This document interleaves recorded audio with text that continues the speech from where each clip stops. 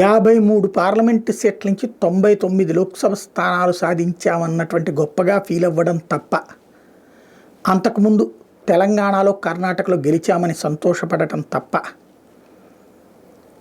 మిగతా టోటల్గా మైనస్ తప్ప కాంగ్రెస్కి ఏమీ లేకుండా పోతుంది గత కొంతకాలంగా. దీంతో కాంగ్రెస్ పార్టీ అర్జెంటుగా సమీక్షించుకోవాలని నిర్ణయించుకుంది. వచ్చే నెలలో ప్రత్యేకంగా దేశవ్యాప్తమైన కాంగ్రెస్ నాయకులందరినీ పిలవబోతున్నారు.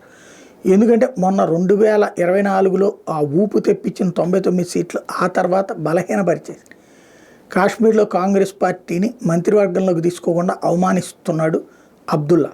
ఎక్కడ ఉంచాలో అక్కడ ఉంచుతున్నాడు. అదే సందర్భంలో మిగతా పరిస్థితులు ఎక్కడ మార్పు వచ్చినాయో చూసాం. ఇతర ప్రాంతాల్లో జరిగినటువంటి పరిణామాలు, జార్ఖండ్లో వాళ్ళు ఇస్తే తీసుకునే పరిస్థితిలో ఉన్నారు తప్పించి వీళ్ళు డిమాండ్ చేసే పరిస్థితిలో లేరు.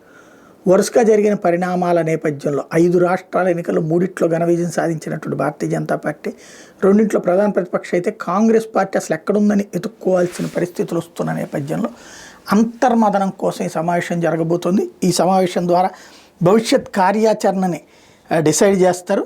గుజరాత్లోని అహ్మదాబాద్ వేదికగా ఈ కార్యక్రమాలు జరగబోతున్నాయి.